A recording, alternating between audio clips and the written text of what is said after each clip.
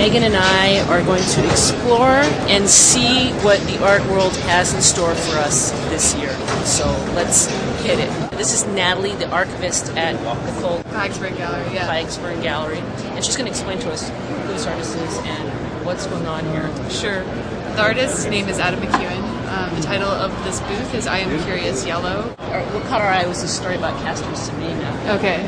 We followed in the news. A lot of people turn the corner and see the obituary and walk in and say, did she die? Right. A lot of his work has to do with like changing meanings and loaded cultural symbols. Like his last show with us was all a show of fabricated graphite. It's this light bulb. Oh. It's a fluorescent light bulb made of solid graphite. Actually, you can draw with that light bulb. Yeah, exactly. And if you it's touch just a gigantic pencil. Yeah. And it's carbon. It's an allotrope of diamond. It's a way of thinking about the everyday really differently, in something that has a lot of really loaded associations, which is definitely part of the thinking of this booth. We were having a mutual eyeglass admiration experience. I was admiring her eyeglasses, and I know she was admiring mine.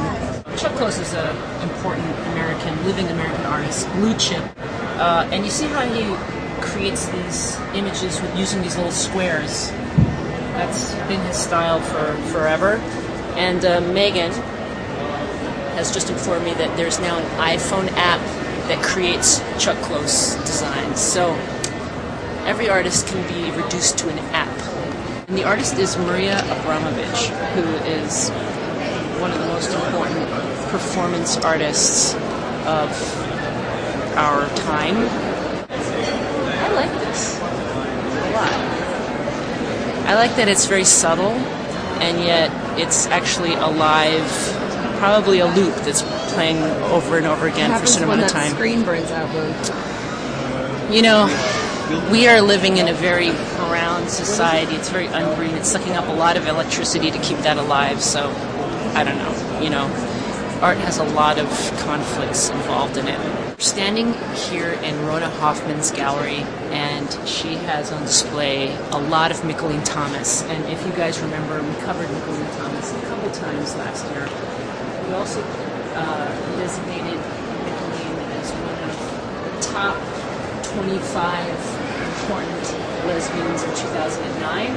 This is beautiful stuff. Look at this. Look at all that bedazzle me beanery.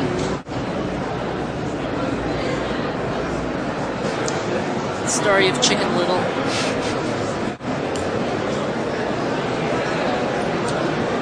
I thought I was being funny when I said, oh, what is this, Chicken Little? Well, it is Chicken Little. So the arm is it's a fist for fisting. So this is a reference to Courbet, the mother of the universe. With each one of these balls, you should be repeating the name of Buddha.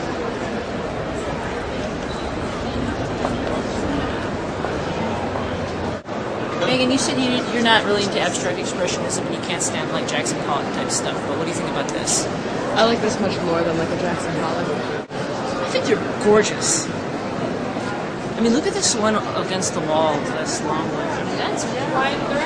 It's like light is raking across a undulating landscape, right? Doesn't that feel like what's happening? Yeah, these are really beautiful. Oh, the price range is $85,000 to $175,000. So who is this artist we're looking at? Kutsunai Kurai, and he's a young Zimbabwean artist living in exile. His work is just too political for Zimbabwe. Works in downtown Johannesburg, and works a lot to do with consumerism. His work's very, very political. These photographs are his too. I love these photographs. Minister of Defense and Black President. People love the work, and the minute I tell them, you know, it's $3,500 or it's $10,000, they don't buy it because they don't trust it and they expect to pay more. I actually do think they're too cheap. I do. Yeah. But you've got to be careful with how you price, and that's also why you don't want a young artist at auction, because if something gets sells, then it can actually ruin their So how do you know how to price an emerging artist correctly then? There's so many factors. I mean, it depends on where they've come from. It depends on where their work has landed, which collection it's landed in.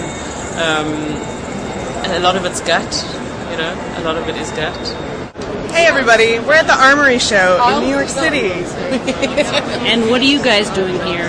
Oh, we're shopping for $1 million art for art. We're kind of hoping that Emma's going to win the lottery this week, and then we're going to, buy art for our new home.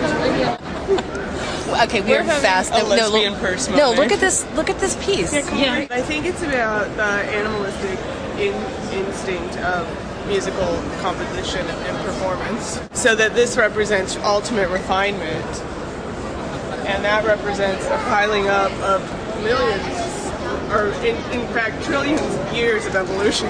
It's about the lyrical element of nature. I am completely surprised that Grace was suddenly like, this is my favorite piece. Megan and I were here yesterday, and this is my favorite piece in the whole gallery. It's so unlike Moon. So completely unlike Moon.